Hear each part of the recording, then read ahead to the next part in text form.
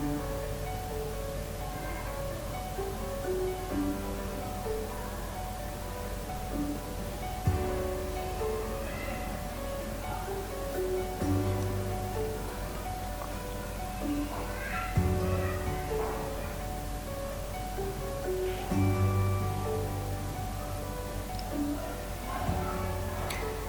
Everyone, welcome back to my channel. ಯಾರೆಲ್ಲ ಇನ್ನೂ ನನ್ನ ಚಾನಲ್ಗೆ ಸಬ್ಸ್ಕ್ರೈಬ್ ಆಗ್ದಲೇ ನೋಡ್ತಾ ಇದ್ರೆ ಪ್ಲೀಸ್ ಸಬ್ಸ್ಕ್ರೈಬ್ ಮಾಡ್ಕೊಂಡು ನೋಡಿ, ಮತ್ತು ಪಕ್ಕದಲ್ಲೇ ಬರೋ ಬೆಲ್ ಐಕಾನ್ನ ಕ್ಲಿಕ್ ಮಾಡಿ ಅಂತ ಹೇಳ್ತಾ ಇವತ್ತಿನ ವ್ಲಾಗ್ನ ಸ್ಟಾರ್ಟ್ ಮಾಡ್ತಾ ಇದ್ದೀನಿ. ಬನ್ನಿ, ಇವತ್ತು ನಾನು ಬೆಳಗ್ಗೆನೇ ವ್ಲಾಗ್ನ ಸ್ಟಾರ್ಟ್ ಮಾಡಿದ್ದೀನಿ. ಇಲ್ಲಿ ಬೆಳಗ್ಗೆ ಹಾಲು ಬರುತ್ತೆ. ಸೊ ನಾವು ಬುಕ್ ಮಾಡೋದು ನಾವು ತಗೊಳ್ಳೋದು ಸೂಪರ್ ಡೈಲಿ ಅಂತ ಒಂದು ಆ್ಯಪ್ ಇದೆ. ಸೊ ಅವ್ರ ಹತ್ರದಿಂದ ತೊಗೋತೀವಿ, ಸೂಪರ್ ಡೈಲಿಯಿಂದ ತೊಗೋತೀವಿ. ಸೊ ತುಂಬ ಚೆನ್ನಾಗಿ ಕೊಡ್ತಾರೆ. ಯಾರಾದರೂ ಟ್ರೈ ಮಾಡಿದ್ರೆ ಒಂದ್ಸರಿ ಟ್ರೈ ಮಾಡಿ. ಅದಾದ ನಂತರ ನಾನಿಲ್ಲಿ ಹಾಲು ಮತ್ತು ಮೊಸರು ಎರಡನ್ನೂ ಆರ್ಡರ್ ಮಾಡಿದ್ದೆ. ಸೊ ಎರಡು ಬಂದಿದೆ. ಸೊ ಇವಾಗ ಅದನ್ನು ಒಂದ್ಸಲಿ ವಾಶ್ ಮಾಡಿ ಇಟ್ಕೊಂಡ್ಬಿಡ್ತೀನಿ ಒಳಗೆ. ಫ್ರಿಜ್ ಒಳಗೆ ಇಡಬೇಕಂದ್ರೂ ನಾನು ನೀಟಾಗಿ ವಾಶ್ ಮಾಡಿಬಿಟ್ಟು ಆಮೇಲೆ ಫ್ರಿಜ್ ಒಳಗೆ ಇಟ್ಕೊಳ್ತೀನಿ. ಸೊ ಅದಕ್ಕೆ ಅಂತ ಹೇಳಿಬಿಟ್ಟು ನಾನಿಲ್ಲಿ ವಾಶ್ ಮಾಡ್ತಾ ಇದ್ದೀನಿ. ಸೊ ವಾಶ್ ಮಾಡಿ ಸ್ವಲ್ಪ ಹೊತ್ತು ಹೊರಗಡೆ ಇಟ್ಬಿಟ್ಟು ಆಮೇಲೆ ನಾನು ಫ್ರಿಜ್ ಒಳಗೆ ಇಟ್ಕೊಂಡ್ಬಿಡ್ತೀನಿ. ಅದಾದ ನಂತರ ನಾನಿಲ್ಲಿ ಕಾಯಿ ತುರ್ಕೊಳ್ಳೋದಕ್ಕೆ ಅಂತ ಹೇಳಿಬಿಟ್ಟು ಕಾಯಿ ಕೂಡ ಒಡ್ಕೊಳ್ತಾ ಇದ್ದೀನಿ. ಮತ್ತು ಇಲ್ಗೆ ಮಣೆ ಯಾರಿಗೆ ಗೊತ್ತು ಅಂತ ಹೇಳಿಬಿಟ್ಟು ನನಗೆ ಕಮೆಂಟ್ ಸೆಕ್ಷನಲ್ಲಿ ತಿಳಿಸಿ. ನಮ್ಮ ಕಡೆ ಇದಕ್ಕೆ ಕಾಯಿ ತುರಿಯೋದಕ್ಕೆ ಇಲ್ಗೆ ಮಣೆ ಅಂತಾರೆ. ಸೊ ನಿಮ್ಮ ಕಡೆ ಎಲ್ಲ ಏನಂತಾರೆ, ನಿಮಗೆ ಗೊತ್ತಾ ಇಲ್ಗೆ ಮಣೆ ಅಂತಂದರೆ ಏನು ಅಂತ ಹೇಳಿಬಿಟ್ಟು ನನಗೆ ಕಮೆಂಟ್ ಸೆಕ್ಷನಲ್ಲಿ ತಿಳಿಸಿ. ಸೊ ಇವತ್ತು ನಾನು ನಿಮ್ಮ ಜೊತೆ ಏನು ಶೇರ್ ಮಾಡ್ತಿದ್ದೀನಿ ಅಂತಂದರೆ, ನನಗೆ ಒಂದು 2 to 3 ಮೆಂಬರ್ಸ್ ನನಗೆ ಅಕ್ಕಿ ರೊಟ್ಟಿ ರೆಸಿಪಿನ ಶೇರ್ ಮಾಡಿ ಅಂತ ಹೇಳಿಬಿಟ್ಟು ರಿಕ್ವೆಸ್ಟ್ ಮಾಡಿದರು. ಸೊ ಅದಕ್ಕೆ ಅಂತ ಹೇಳಿಬಿಟ್ಟು ನಾನಿವತ್ತು ಅಕ್ಕಿ ರೊಟ್ಟಿ ಮತ್ತು ಅದ್ರ ಜೊತೆಗೆ ಒಂದು ಒಳ್ಳೆ ಕಾಂಬಿನೇಷನ್ ಆಗಿರೋ ಬೀನ್ಸ್ ಪಲ್ಯ ರೆಸಿಪಿ ಕೂಡ ಶೇರ್ ಮಾಡ್ತಾ ಇದ್ದೀನಿ. ಸೊ ಅದಕ್ಕೆ ಅಂತ ಹೇಳಿಬಿಟ್ಟು ನಾನಿಲ್ಲಿ ಎಲ್ಲದನ್ನು ರೆಡಿ ಮಾಡ್ಕೊಳ್ತಾ ಇದ್ದೀನಿ, ಏನೇನು ಬೇಕು ಎಲ್ಲದನ್ನು. ಸೊ ಸೂಪರ್ ಟೇಸ್ಟಿಯಾಗಿರೋ ಅಕ್ಕಿ ರೊಟ್ಟಿ ಮತ್ತು ಬೀನ್ಸ್ ಪಲ್ಯ ರೆಸಿಪಿನ ಇವಾಗ ಸ್ಟಾರ್ಟ್ ಮಾಡೋಣ.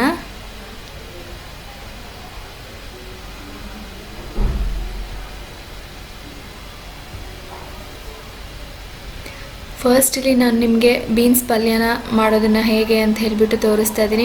ಸಿಂಪಲ್ ಆಗಿದ್ರೂ ತುಂಬಾ ಟೇಸ್ಟಿಯಾಗಿರುತ್ತೆ. ಸೊ ಒಂದ್ಸರಿ ಡೆಫಿನೆಟ್ಲಿ ಟ್ರೈ ಮಾಡಿ ಇದನ್ನು.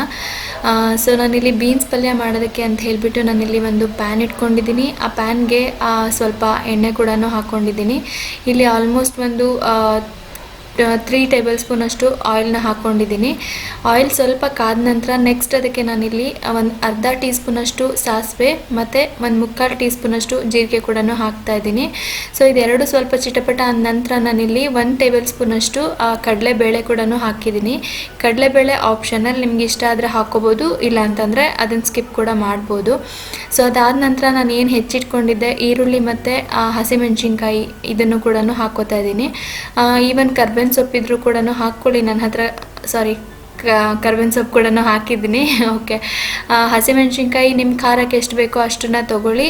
ನೆಕ್ಸ್ಟು 1 ಈರುಳ್ಳಿನ ತೊಗೊಂಡಿದ್ದೀನಿ ನಾನಿಲ್ಲಿ. ಸೊ ಇದನ್ನು ನಾನಿವಾಗ ಒಂದು 60% ಅಷ್ಟು ಚೆನ್ನಾಗಿ ಫ್ರೈ ಮಾಡ್ಕೊಳ್ತೀನಿ. ತುಂಬ ಫ್ರೈ ಮಾಡಬೇಕನ್ನೋ ನೆಸೆಸಿಟಿ ಏನಿಲ್ಲ ಇದಕ್ಕೆ. ಒಂದು 60% ಅಷ್ಟು ಫ್ರೈ ಆದರೆ ಸಾಕಾಗತ್ತೆ. ಸೊ ಇವಾಗ ನೋಡ್ತಿರ್ಬೋದು ಆಲ್ಮೋಸ್ಟ್ ಒಂದು 60% ಅಷ್ಟು ಫ್ರೈ ಆಗಿದೆ. ಸೊ ಇಷ್ಟೆಲ್ಲ ಹಾಕ್ಕೊಂಡ ನಂತರ ನೆಕ್ಸ್ಟ್ ನಾನು ಇದಕ್ಕೆ ಏನು ಹೆಚ್ಚಿಟ್ಕೊಂಡಿದ್ದೆ ಬೀನ್ಸ್ ಅದನ್ನು ಕೂಡ ಹಾಕ್ಕೋತಾ ಇದ್ದೀನಿ. ಬೀನ್ಸನ್ನು ನಾನು ಸಣ್ಣಗೆ ಹೆಚ್ಚಿಟ್ಕೊಂಡಿದ್ದೀನಿ. ಪಲ್ಯಕ್ಕೆ ಈ ಥರನೇ ಚೆನ್ನಾಗಿ ಅನಿಸುತ್ತೆ, ಉಡಿ ಪಲ್ಯಕ್ಕೆ ಎಸ್ಪೆಷಲಿ. ಹೋಟೆಲ್ಗಳಲ್ಲೂ ನೀವು ನೋಡಿರ್ಬೋದು ಇದೇ ಥರನೇ ಕಟ್ ಮಾಡಿರ್ತಾರೆ. ಸೊ ಅದೇ ಟೇಸ್ಟ್ ಬರುತ್ತೆ, ಒಂದ್ಸಲಿ ಟ್ರೈ ಮಾಡಿ. ಸೊ ನಾನು ಏನು ಹೆಚ್ಚಿಟ್ಕೊಂಡಿದ್ದೆ ಅದನ್ನೆಲ್ಲ ಇವಾಗ ಹಾಕ್ಕೋತಾ ಇದ್ದೀನಿ.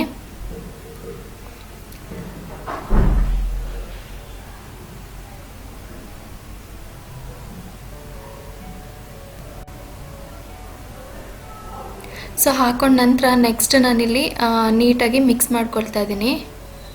ಒಗ್ಗರಣೆಗೆ ಚೆನ್ನಾಗಿ ಮಿಕ್ಸ್ ಆಗಲಿ ಅಂತ ಹೇಳಿಬಿಟ್ಟು ನಾನಿಲ್ಲಿ ಚೆನ್ನಾಗಿ ಮಿಕ್ಸ್ ಮಾಡ್ಕೊಳ್ತಾ ಇದ್ದೀನಿ. ನಾನು ಇದಕ್ಕೆ ಟೊಮೆಟೊನ ಆ್ಯಡ್ ಮಾಡಲ್ಲ. ಟೊಮೆಟೊ ಆ್ಯಡ್ ಮಾಡಿದ್ರೆ ಅಷ್ಟೊಂದು ಟೇಸ್ಟಿ ಅಂತ ಅನಿಸಲ್ಲ. ಈ ಥರನೇ ಮಾಡಿದ್ರೆ ತುಂಬಾ ಚೆನ್ನಾಗಿ ಬರುತ್ತೆ ಟೇಸ್ಟು. ಒಂದ್ಸಲಿ ಟ್ರೈ ಮಾಡಿ ಈ ಥರನೂ, ನಿಮಗೆ ಡೆಫಿನೆಟ್ಲಿ ಇಷ್ಟ ಆಗೇ ಆಗುತ್ತೆ. ಸೊ ಅದಾದ ನಂತರ ಚೆನ್ನಾಗಿ ಉಪ್ಪು ಹಿಡಿಯುತ್ತೆ ಅಂತ ಹೇಳಿಬಿಟ್ಟು ನಾನು ಸ್ಟಾರ್ಟಿಂಗಲ್ಲೇ ಉಪ್ಪನ್ನು ಕೂಡ ಹಾಕ್ಕೋತಾ ಇದ್ದೀನಿ. ಸ್ಟಾರ್ಟಿಂಗಲ್ಲೇ ಉಪ್ಪು ಹಾಕೋದ್ರಿಂದ ಚೆನ್ನಾಗಿ ಸಾಫ್ಟ್ ಕೂಡ ಆಗುತ್ತೆ. ಬೀನ್ಸ್ಗಳು ಮತ್ತು ಉಪ್ಪು ಕೂಡ ಹಿಡಿಯುತ್ತೆ. ಸೊ ಅದಕ್ಕೆ ಅಂತ ಹೇಳಿಬಿಟ್ಟು ನಾನು ಇವಾಗಲೇ ಉಪ್ಪು ರುಚಿಗೆ ಎಷ್ಟು ಬೇಕೋ ಅಷ್ಟನ್ನು ಹಾಕ್ಕೊಂಡಿದ್ದೀನಿ. ಹಾಕ್ಬಿಟ್ಟು ಒಂದ್ಸಲಿ ಚೆನ್ನಾಗಿ ಮಿಕ್ಸ್ ಮಾಡ್ಕೊಳ್ತಾ ಇದ್ದೀನಿ. ಸೊ ಮಿಕ್ಸ್ ಮಾಡಿದ ನಂತರ ನಾನಿಲ್ಲಿ ಒಂದು ಅರ್ಧ ಲೋಟದಷ್ಟು ನಾನಿಲ್ಲಿ ನೀರನ್ನು ಕೂಡ ಆ್ಯಡ್ ಮಾಡಿದ್ದೀನಿ. ಇದು ಬೇಯೋದಕ್ಕೆ ಎಷ್ಟು ಬೇಕೋ ಅಷ್ಟು, ಬಿಕಾಸ್ ಬೀನ್ಸಲ್ಲಿ ಕೂಡ ನೀರಿರುತ್ತೆ, ಅದು ಕೂಡ ನೀರು ಬಿಡುತ್ತೆ. ಸೊ ಅದಕ್ಕೆ ಅಂತ ಹೇಳ್ಬಿಟ್ಟು ನಾನಿಲ್ಲಿ ಅರ್ಧ ಗ್ಲಾಸಷ್ಟು ನೀರನ್ನು ಕೂಡ ಹಾಕಿದ್ದೀನಿ. ಹಾಕಿಬಿಟ್ಟು ಇದನ್ನು ಮುಚ್ಚಿಟ್ಬಿಟ್ಟು ಲೋ ಫ್ಲೇಮಲ್ಲಿ ಒಂದು 10 ಮಿನಿಟ್ಸ್ ಅಷ್ಟು ಬೇಯಿಸ್ಕೊಂಡ್ರೆ ಚೆನ್ನಾಗಿ ಬೆಂದಿರುತ್ತೆ. ಸೊ ಅದಾದ ನಂತರ ನಾನಿಲ್ಲಿ ಅಕ್ಕಿ ರೊಟ್ಟಿನ ಮಾಡೋದಕ್ಕೆ ಅಂತ ಹೇಳಿಬಿಟ್ಟು 1 ಬಟ್ಲು ಅನ್ನನ ತೊಗೊಂಡಿದ್ದೀನಿ. ಸೊ ಇದನ್ನು ಸ್ವಲ್ಪ ಬಿಸಿ ಮಾಡ್ಕೊಬೇಕಾಗತ್ತೆ. ಅಕ್ಕಿ ರೊಟ್ಟಿ ಹೇಗೆ ಮಾಡೋದು ಅನ್ನೋದನ್ನು ಕೂಡ ನಾನು ಡೀಟೇಲಾಗಿ ಶೇರ್ ಮಾಡ್ತೀನಿ, ಬನ್ನಿ. ಸೊ ಇಲ್ಲಿ ನಾನು ಹೇಳಿದ ಹಾಗೆ 1 ಬಟ್ಲು ಅನ್ನ ತೊಗೊಂಡಿದ್ದೀನಿ ಮತ್ತು ಅದಕ್ಕೆ ಸ್ವಲ್ಪ ನೀರನ್ನು ಕೂಡ ಆ್ಯಡ್ ಮಾಡ್ತಾಯಿದ್ದೀನಿ. ಸೊ ಇದನ್ನು ನೀರನ್ನು ಆ್ಯಡ್ ಮಾಡಿಬಿಟ್ಟು ಇದನ್ನು ಚೆನ್ನಾಗಿ ಬಿಸಿ ಮಾಡ್ಕೊಬೇಕಾಗತ್ತೆ ನಾವು. ನಾನು ಫಸ್ಟ್ ಟೈಮ್ ತೋರಿಸಿದ್ದು ಬೇರೆ ರೀತಿ, ಈ ಸಲ ತೋರಿಸ್ತಿರೋದು ಬೇರೆ ರೀತಿ. ಈ ಟೈಪ್ ಒಂದ್ಸರಿ ಟ್ರೈ ಮಾಡಿ, ತುಂಬಾ ಚೆನ್ನಾಗಿ ಬರುತ್ತೆ ಅಕ್ಕಿ ರೊಟ್ಟಿ. ಸೊ ಇವಾಗ ನಾನು ಅನ್ನ ಮತ್ತು ನೀರು ಏನು ಹಾಕಿದ್ದೆ ಅದೆರಡನ್ನೂ ಚೆನ್ನಾಗಿ ಬಿಸಿ ಮಾಡ್ಕೊಳ್ತಾ ಇದ್ದೀನಿ. ಫುಲ್ ಬಿಸಿ ಆಗಬೇಕು, ಅಷ್ಟರ ಮಟ್ಟಿಗೆ ನಾವಿಲ್ಲಿ ಬಿಸಿ ಮಾಡ್ಕೊಬೇಕಾಗುತ್ತೆ. ಇವಾಗ ನೋಡ್ತಾ ಇರ್ಬೋದು ಚೆನ್ನಾಗಿ ಬಿಸಿ ಆಗಿದೆ. ಸೊ ಇದು ಚೆನ್ನಾಗಿ ಬಿಸಿ ಆದ ನಂತರ ನೆಕ್ಸ್ಟ್ ಇದಕ್ಕೆ ನಾವು ಹಿಟ್ಟನ್ನು ಕೂಡ ಹಾಕಬೇಕಾಗತ್ತೆ. ಸೊ ಬನ್ನಿ ನೆಕ್ಸ್ಟ್ ಏನು ಮಾಡೋದು, ಹೇಗೆ ಮಾಡೋದು ಅಂತ ಕೂಡ ನಾನು ನಿಮ್ಮ ಜೊತೆ ಶೇರ್ ಮಾಡ್ತೀನಿ.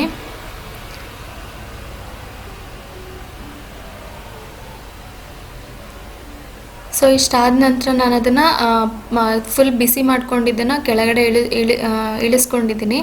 ಸೊ ಇವಾಗ ನಾನು ಒಂದು ಸ್ಮ್ಯಾಶರ್ ತೊಗೊಂಡಿದ್ದೀನಿ. ಆ ಸ್ಮ್ಯಾಶರಿಂದ ಅನ್ನನ ಚೆನ್ನಾಗಿ ಸ್ಮ್ಯಾಶ್ ಮಾಡ್ಕೊಳ್ತಾ ಇದ್ದೀನಿ. ನಾನು ಈ ಟೈಮಲ್ಲೇ ಸಾಲ್ಟ್ ಕೂಡ ಆ್ಯಡ್ ಮಾಡಿದ್ದೀನಿ, ಅದೊಂದು ಕ್ಲಿಪ್ಪಿಂಗ್ ಮಿಸ್ ಆಗಿದೆ. ಸೊ ನೀವು ಇದ್ರ ಜೊತೆಗೇ ಸಾಲ್ಟ್ ಎಷ್ಟು ಬೇಕು ರುಚಿಗೆ ಅಷ್ಟನ್ನು ಆ್ಯಡ್ ಮಾಡ್ಕೊಳ್ಳಿ. ಸೊ ಇವಾಗ ನಾನು ಸ್ಮ್ಯಾಶರಿಂದ ಚೆನ್ನಾಗಿ ಸ್ಮ್ಯಾಶ್ ಮಾಡ್ಕೊಳ್ತಾ ಇದ್ದೀನಿ ಅನ್ನನ. ಈವನ್ ಸ್ಮ್ಯಾಶರ್ ಇಲ್ಲ ಅಂತಂದರೆ ಒಂದು ಸ್ಪೂನ್ ಅಥವಾ ಒಂದು ಸೌಟು ಏನಾದರೂ ತೊಗೊಂಡ್ಬಿಟ್ಟು ಚೆನ್ನಾಗಿ ಸ್ಮ್ಯಾಶ್ ಮಾಡ್ಕೊಳ್ಳಿ ಅನ್ನನ ಅಷ್ಟೇ. ಏನು ತುಂಬ ಫುಲ್ ಮುದ್ದೆ ಥರ ಆಗಬೇಕನ್ನೋ ಅವಶ್ಯಕತೆ ಏನಿಲ್ಲ, ಒಂದು ಅರ್ಧದಷ್ಟು ಸ್ಮ್ಯಾಶ್ ಆದರೆ ಸಾಕಾಗತ್ತೆ. ಸೊ ಇವಾಗ ನಾನು ಅರ್ಧದಷ್ಟು ಸ್ಮ್ಯಾಶರಿಂದ ಸ್ಮ್ಯಾಶ್ ಮಾಡ್ಕೊಂಡಿದ್ದೀನಿ ಅನ್ನನ. ಕೈಯಲ್ಲಿ ಮಾಡೋಕ್ಕೋದ್ರೆ ಸುಡತ್ತೆ ಅಂತ ಹೇಳ್ಬಿಟ್ಟು ನಾನು ಸ್ಮ್ಯಾಶರಲ್ಲೇ ಫುಲ್ ಮಿಕ್ಸ್ ಮಾಡ್ಕೊಂಡಿದ್ದೀನಿ ಅಷ್ಟೇ.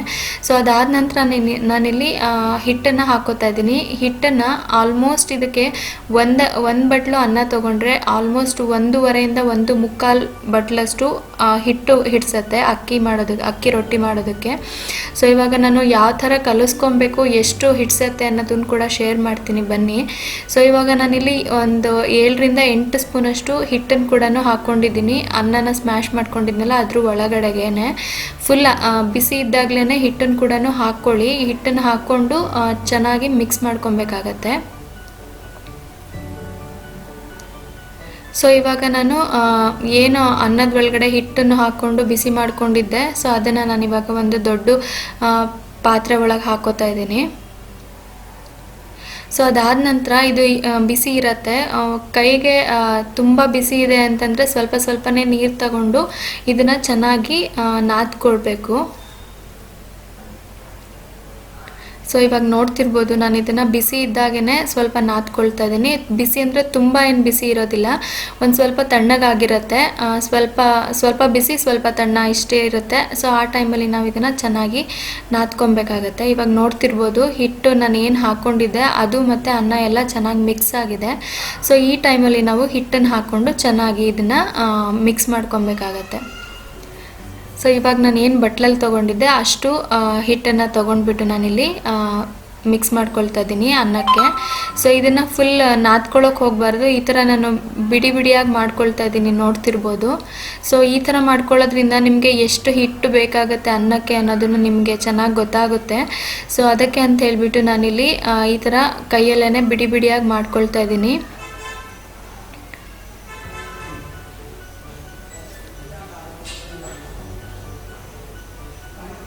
ಸೊ ಈ ಟೈಮಲ್ಲೇ ನೀವು ಎಷ್ಟು ಹಿಟ್ಟು ಇಡ್ಸುತ್ತೆ ಅಷ್ಟು ಗೊತ್ತಾಗುತ್ತೆ. ಸೊ ಈ ಥರ ಬಿಡಿ ಮಾಡ್ಕೊಬೇಕು ಹಿಟ್ಟು ಹಾಕ್ಕೊಂಡು.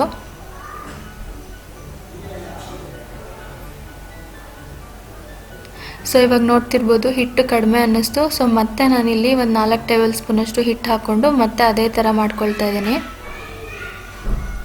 ಈ ಕೈಯಲ್ಲೇ ಉದುದ್ರಾಗಿ ಮಾಡ್ಕೊಬೇಕಾಗತ್ತೆ, ಬಿಕಾಸ್ ಹಿಟ್ಟು ಚೆನ್ನಾಗಿ ಉದುರಾಗಿ ಬರಬೇಕು.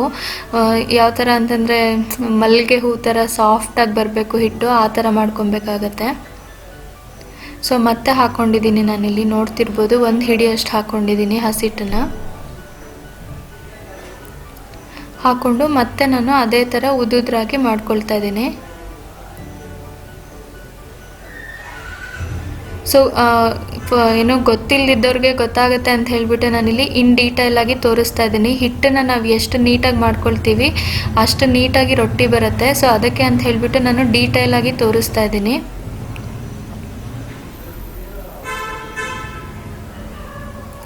ಸೊ ಇಲ್ಲಿ ನೋಡ್ತಾ ಇರ್ಬೋದು ಯಾವ ಥರ ಬಂದಿದೆ ಅಂತ ಹೇಳಿಬಿಟ್ಟು. ಫುಲ್ ಸಾಫ್ಟಾಗಿ ಆಗುತ್ತೆ. ಈ ಥರ ಬಿಡಿ ಬಿಡಿಯಾಗಿ ಆದಾಗ ಈ ಥರ ಬರುತ್ತೆ ಹಿಟ್ಟು. ಸೊ ಫೈನಲಿ ನಾನು ಈ ಥರ ಹಿಟ್ಟನ್ನು ರೆಡಿ ಮಾಡ್ಕೊಂಡಿದ್ದೀನಿ. ಇಷ್ಟು ಬಂದರೆ ಸಾಕಾಗುತ್ತೆ. ಅನ್ನ ಮತ್ತು ಹಿಟ್ಟು ತುಂಬ ಚೆನ್ನಾಗಿ ಸಾಫ್ಟಾಗಿ ಬೆರಿಬೇಕು. ಆ ಥರ ಮಾಡಿಕೊಂಡ್ರೆ ನಿಮ್ಮ ರೊಟ್ಟಿಗಳು ಸಾಫ್ಟಾಗಿ ತುಂಬ ಚೆನ್ನಾಗಿ ಬರುತ್ತೆ. ಸೊ ಅದಾದ ನಂತರ ಆ್ಯಸ್ ಯೂಶ್ವಲ್ ರೊಟ್ಟಿ ಹಿಟ್ಟನ್ನು ಯಾವ ಹದಕ್ಕೆ ಮಿತ್ಕೋಬೇಕು, ಸೊ ಅದೇ ಥರ ನಾನಿಲ್ಲಿ ಹಿಟ್ಟನ್ನು ಚೆನ್ನಾಗಿ ನಾದ್ಕೊಳ್ತಾ ಇದ್ದೀನಿ. ಸ್ವಲ್ಪ ಸ್ವಲ್ಪನೇ ನೀರು ಹಾಕ್ಕೊಂಡು ನಾನು ಎಲ್ಲ ಹಿಟ್ಟನ್ನು ಒಂದೇ ಸಲ ನಾದಿ ಇಟ್ಕೊಳ್ತಾ ಇದ್ದೀನಿ.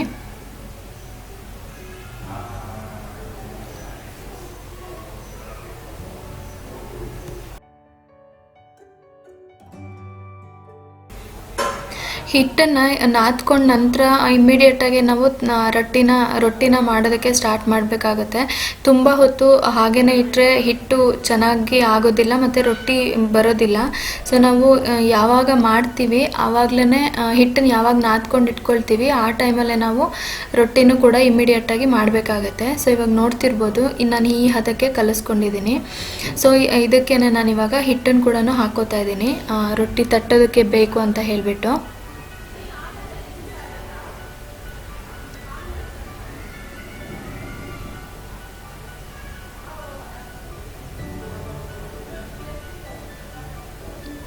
ಸೊ ರೊಟ್ಟಿ ಹಿಟ್ಟು ನಾನು ನಾದ್ಕೊಳ್ಳೋ ಅಷ್ಟೊತ್ತಿಗೆ ಬೀನ್ಸ್ ಏನು ನಾನು ಒಗ್ಗರಣೆ ಎಲ್ಲ ಹಾಕಿ ಇಟ್ಟಿದ್ದೆ ಅದು ಕೂಡ ಚೆನ್ನಾಗಿ ಬೆಂದಿದೆ.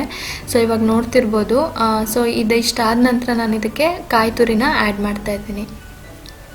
ಸೊ ಕಾಯಿ ತುರಿ ಆ್ಯಡ್ ಮಾಡೋದ್ರಿಂದ ಒಂದು ಒಳ್ಳೆ ಟೇಸ್ಟ್ ಬರುತ್ತೆ ಅಂತಲೇ ಹೇಳ್ಬೋದು.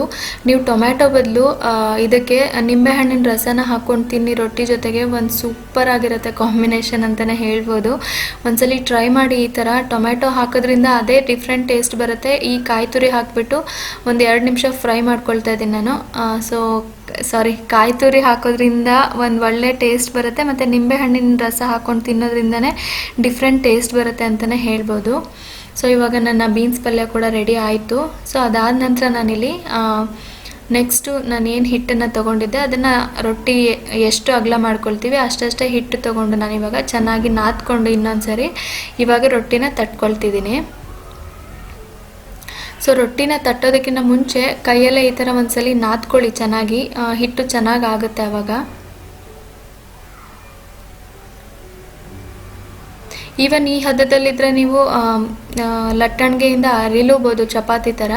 ನಿಮಗೆ ತಟ್ಟಕ್ಕೆ ಬರಲ್ಲ ಅಂತ ಹೇಳಿದ್ರೆ, ತಟ್ಟಕ್ಕೆ ಬರುತ್ತೆ ಅಂತಂದರೆ ನೀವು ಕೈಯಿಂದನೇ ಕೂಡ ತಟ್ಬೋದು.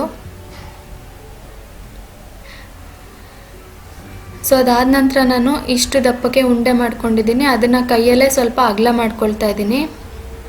ಸೊ ಈ ಥರ ಕೈಯಲ್ಲಿ ಅಗಲ ಮಾಡಿಕೊಂಡು ನಾನು ಇದನ್ನು ಇವಾಗ ತಟ್ಕೊಳ್ತೀನಿ ರೊಟ್ಟಿ ಥರ.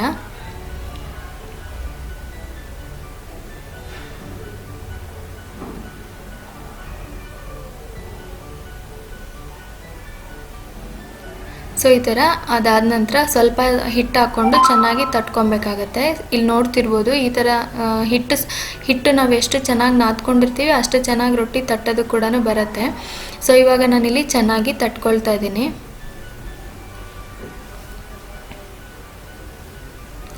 ಸೈಡಲ್ಲಿ ಏನಾದರೂ ಓಪನ್ ಆಯಿತು ಸ್ವಲ್ಪ ಅಂತ ನಿಮಗೆ ಅನಿಸಿದ್ರೆ, ನಾವು ಒಟ್ಕೊಳ್ತಿದ್ದೆ ರೊಟ್ಟಿ ಅಂತ ಅನಿಸಿದ್ರೆ ಈ ಥರ ಸೈಡಿಂದ ಲಾಕ್ ಮಾಡ್ಕೊಳ್ಳಿ ರೊಟ್ಟಿನ.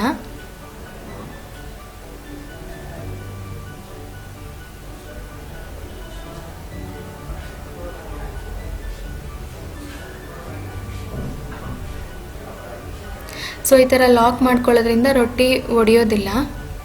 ಸೊ ಅದಕ್ಕೆ ಅಂತ ಹೇಳಿಬಿಟ್ಟು ನಾನಿಲ್ಲಿ ನೀಟಾಗಿ ಲಾಕ್ ಮಾಡ್ಕೊಳ್ತಾ ಇದ್ದೀನಿ. ಲಾಕ್ ಮಾಡ್ಕೊಂಡ ನಂತರ ಇದನ್ನು ಮತ್ತೆ ನಾನು ಆ್ಯಸ್ ಯೂಶ್ವಲ್ ತೊಟ್ಕೊಳ್ತಾ ಇದ್ದೀನಿ ಹಾಗೇನೆ ರೊಟ್ಟಿನ.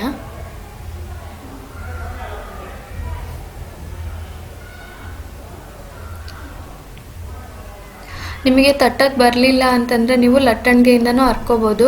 ಲಟ್ಟಣಿಗೆಯಿಂದನೂ ಅರಿಬೇಕಾದ್ರೆ ಲಟ್ಟಿಸ್ಬೇಕಾದ್ರೆ ಸಾಫ್ಟಾಗಿ ಲಟ್ಟಿಸಿ ಫುಲ್ ಫೋರ್ಸ್ಫುಲ್ಲಿ ಅಮ್ಕಿ ಪ್ರೆಸ್ ಮಾಡಿ ರೊಟ್ಟಿನ ಏನೋ ಲಟ್ಸೋದಕ್ಕೆ ಹೋಗಬೇಡಿ, ಬಿಕಾಸ್ ಆವಾಗ ರೊಟ್ಟಿ ಉಬ್ಬಿ ಬರೋದಿಲ್ಲ, ಅದಕ್ಕೆ ಅಂತ ಹೇಳಿಬಿಟ್ಟು.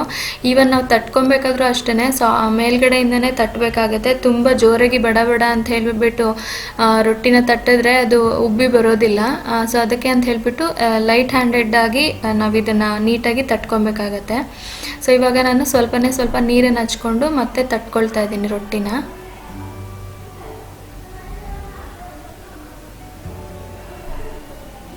ತುಂಬ ನೀರನ್ನು ಹಾಕ್ಕೊಂಡು ತಟ್ಕೊಳ್ಳೋಕೆ ಹೋಗಬಾರ್ದು, ಸ್ವಲ್ಪನೇ ಹೆಚ್ಕೊಂಡು ಕೈಯಲ್ಲಿ ರೊಟ್ಟಿನ ತಟ್ಕೋಬೇಕಾಗತ್ತೆ. ತುಂಬ ಈಸಿ, ತುಂಬ ಚೆನ್ನಾಗಿ ಬರುತ್ತೆ. ಈವನ್ ನಾನು ಪರ್ಫೆಕ್ಟ್ ಇರಲಿಲ್ಲ ಮುಂಚೆ, ಇತ್ತೀಚೆಗೆ ನಾನು ಕಲ್ತಿರೋದು. ಸೊ ಟ್ರೈ ಮಾಡಿದ ನಂತರ ಹೇಗೆ ಬಂತು ಅಂತ ಹೇಳಿಬಿಟ್ಟು ನನಗೆ ಪ್ಲೀಸ್ ಕಮೆಂಟ್ ಮಾಡೋದನ್ನು ಮಾತ್ರ ಮರಿಬೇಡಿ. ಇದು ನನಗೆ ಒಂದು 2 to 3 ಮೆಂಬರ್ಸ್ ನನಗೆ ರಿಕ್ವೆಸ್ಟ್ ಮಾಡಿದ್ರಿಂದ ನಾನು ಶೇರ್ ಮಾಡ್ತಾ ಇದ್ದೀನಿ. ಸೊ ನಾನು ನಿಮಗೆ ತೋರಿಸ್ತಾ ಇದ್ದೀನಿ ಎಷ್ಟು ದಪ್ಪಕ್ಕೆ ಅಂದರೆ ಎಷ್ಟು ತೆಳ್ಳಕ್ಕೆ ನಾನು ತೊಟ್ಕೊಂಡಿದ್ದೀನಿ ರೊಟ್ಟಿನ ಅಂತ ಹೇಳಿಬಿಟ್ಟು. ಸೊ ಇಷ್ಟಾದ ನಂತರ ಇದನ್ನು ಉಲ್ಟ ಹಾಕಬೇಕಾಗತ್ತೆ. ನಾವು ಇಲ್ಲೇನು ನಿಮಗೆ ಕಾಣಿಸ್ತಿದೆ ಅದನ್ನು ನಾವು ತವಾ ಮೇಲ್ಗಡೆ ಉಲ್ಟ ಬರೋಗೆ ಹಾಕಬೇಕಾಗತ್ತೆ. ಸೊ ಇವಾಗ ತವಾ ಕೂಡ ಕಾದಿದೆ. ತವಾ ಕಾದ ನಂತರ ನೆಕ್ಸ್ಟ್ ನಾನಿಲ್ಲಿ ರೊಟ್ಟಿ ಏನು ನಾನು ತಟ್ಟಿಟ್ಕೊಂಡಿದ್ದೆ ಅದನ್ನು ಹಾಕಿದ್ದೀನಿ. ಸೊ ಇದು ಜೋಳದ ರೊಟ್ಟಿ ಥರ ಬೇಗ ಎದೊಳೋದಿಲ್ಲ ತವಾಯಿಂದ. ಅಕ್ಕಿ ರೊಟ್ಟಿ ಸ್ವಲ್ಪ ನಿಧಾನ ಬೇಯೋದು. ಸೊ ಅದಕ್ಕೆ ಅಂತ ಹೇಳಿಬಿಟ್ಟು ನೀಟಾಗಿ ನೋಡಿಕೊಂಡು ಬೇಯಿಸ್ಕೊಬೇಕಾಗತ್ತೆ. ಸೊ ಇಲ್ಲಿ ನಾನು ತವಾ ಮೇಲೆ ಹಾಕಿದ ನಂತರ ಇಮಿಡಿಯೇಟಾಗಿ ನೀರು ಸವರ್ತಾ ಇಲ್ಲ. ಜೋಳದ ರೊಟ್ಟಿಗಾದರೆ ಇಮಿಡಿಯೇಟ್ ನೀರು ಸವರ್ತೀವಿ, ಬಟ್ ಅಕ್ಕಿ ರೊಟ್ಟಿಗೆ ಇದು ಏನು ಹಂಚಿಂದ ಸ್ವಲ್ಪ ಬಿಟ್ಟ ನಂತರನೇ ನಾವು ನೀರನ್ನು ಹಚ್ಚಬೇಕಾಗತ್ತೆ. ಸೊ ಇಲ್ಲಿ ನೋಡ್ತಿರ್ಬೋದು ಇವಾಗ ಹಂಚಿಂದ ಎದಳ್ತಾ ಇದೆ ರೊಟ್ಟಿ. ಸೊ ಈ ಟೈಮಲ್ಲಿ ನಾನು ಇದಕ್ಕೆ ನೀರನ್ನು ಸವರ್ತಾ ಇದ್ದೀನಿ. ಸೊ ನೀರನ್ನು ಸವರಿ ಇಮ್ಮಿಡಿಯೇಟಾಗಿ ನಾವು ಇದನ್ನು ಉಲ್ಟಾ ಮಾಡಬೇಕಾಗತ್ತೆ. ಸ್ವಲ್ಪ ಹೊತ್ತು ಬಿಟ್ಬಿಟ್ಟು ಉಲ್ಟಾ ಮಾಡಿದ್ರೆ ಒಂಥರ ಲೈನ್ ಥರ ಬರುತ್ತೆ ಮೇಲ್ಗಡೆ, ಅಷ್ಟು ಚೆನ್ನಾಗಾಗೋದಿಲ್ಲ. ಸೊ ಇಮ್ಮಿಡಿಯೇಟಾಗಿ ನಾನು ಇದನ್ನು ಉಲ್ಟಾ ಕೂಡ ಮಾಡ್ಕೊಳ್ತಾ ಇದ್ದೀನಿ. ಸೊ ಉಲ್ಟಾ ಮಾಡ್ಕೊಂಡ ನಂತರ ಇದನ್ನು ಚೆನ್ನಾಗಿ ಬೇಯಿಸ್ಕೊಬೇಕಾಗತ್ತೆ. ಉಲ್ಟಾ ಮಾಡ್ಕೊಂಡ ನಂತರ ಕೂಡ ತಳಗಡೆನೂ ಕೂಡ ಸ್ವಲ್ಪ ರೆಡ್ ಕಲರ್ ಬರೋ ಹಾಗೆ ಇದನ್ನು ಚೆನ್ನಾಗಿ ಬೇಯಿಸ್ಕೊಬೇಕಾಗತ್ತೆ.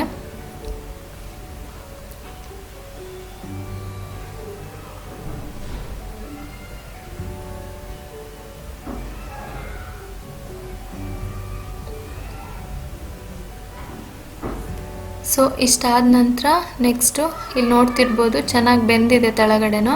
ಇವಾಗ ಇದನ್ನು ನಾವು ಪ್ರೆಸ್ ಮಾಡಿ ಬೇಯಿಸ್ಕೊಳ್ಳೋದ್ರಿಂದ ರೊಟ್ಟಿ ಚೆನ್ನಾಗಿ ಉಬ್ಬಿ ಬರುತ್ತೆ. ಸೊ ಇಲ್ಲಿ ನೀವೇ ನೋಡ್ತಿರ್ಬೋದು ಚೆನ್ನಾಗಿ ಉಬ್ಬಿ ಬರ್ತಾ ಇದೆ. ಸೊ ಇಷ್ಟೇ ಸಿಂಪಲ್, ತುಂಬ ಈಸಿ, ತುಂಬ ಚೆನ್ನಾಗಾಗತ್ತೆ. ಒಂದ್ಸಲಿ ಟ್ರೈ ಮಾಡಿ ಡೆಫಿನೆಟಾಗಿ. ನನಗೆ ನೀತಾ ಅನ್ನೋರು ಒಬ್ಬರು ಕಮೆಂಟ್ ಮಾಡಿದರು ಅಕ್ಕಿ ರೊಟ್ಟಿ ರೆಸಿಪಿ ಶೇರ್ ಮಾಡೋದಕ್ಕೆ.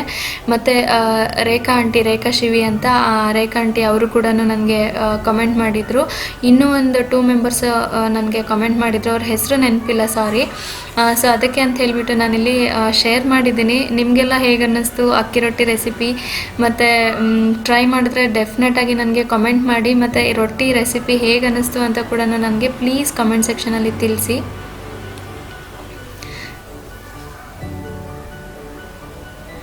ಸೊ ಇವಾಗ ಇದನ್ನು ನೀಟಾಗಿ ಪ್ರೆಸ್ ಮಾಡಿ ಬೇಯಿಸ್ಕೊಳ್ಳೋದ್ರಿಂದ ರೊಟ್ಟಿ ಚೆನ್ನಾಗಿ ಉಬ್ಬಿ ಬರುತ್ತೆ. ನೀವೇ ನೋಡ್ತಿರ್ಬೋದು ಎಷ್ಟು ಚೆನ್ನಾಗಿ ಉಬ್ಬಿ ಬರ್ತಾ ಇದೆ ಅಂತ ಹೇಳಿಬಿಟ್ಟು.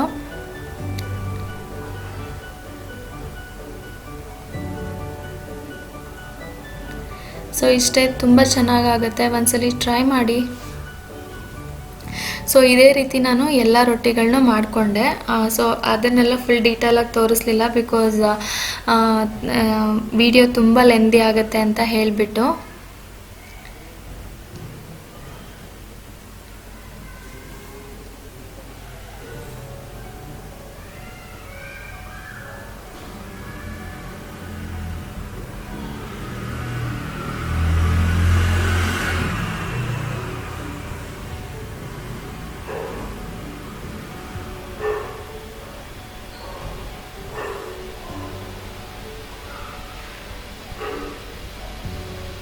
ಸೊ ನಾನಿಲ್ಲಿ ನಿಮಗೆ ತೋರಿಸ್ತಾ ಇದ್ದೀನಿ ಲಟ್ಟಣಿಗೆಯಿಂದ ಕೂಡ ಹರ್ಕೋಬೋದು ಅಂತ ಹೇಳಿಬಿಟ್ಟು. ಈವನ್ ಲಟ್ಟಣಿಗೆಯಿಂದ ಅರಿಯೋದು ಕೂಡ ತುಂಬ ಚೆನ್ನಾಗಿ ಬರುತ್ತೆ. ಸೊ ಅದನ್ನು ಕೂಡ ನಾನು ನಿಮ್ಮ ಜೊತೆ ಶೇರ್ ಮಾಡಿದ್ದೀನಿ ಇಲ್ಲಿ ಅಷ್ಟೇ.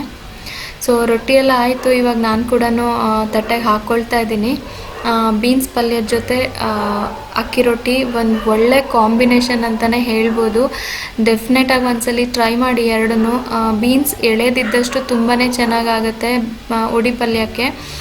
ಸೊ ತುಂಬಾ ಟೇಸ್ಟಿಯಾಗಿ ತುಂಬಾ ಚೆನ್ನಾಗಿ ಬರುತ್ತೆ. ಈ ಥರ ಒಂದ್ಸಲಿ ಟ್ರೈ ಮಾಡಿ. ಮತ್ತು ನಿಂಬೆಹಣ್ಣಿನ ರಸ ಕೂಡ ಇದಕ್ಕೆ ಆ್ಯಡ್ ಮಾಡಿಕೊಂಡು ಟೇಸ್ಟ್ ಮಾಡಿ ಒಂದ್ಸಲಿ, ಡೆಫಿನೆಟ್ಲಿ ಇಷ್ಟ ಆಗುತ್ತೆ.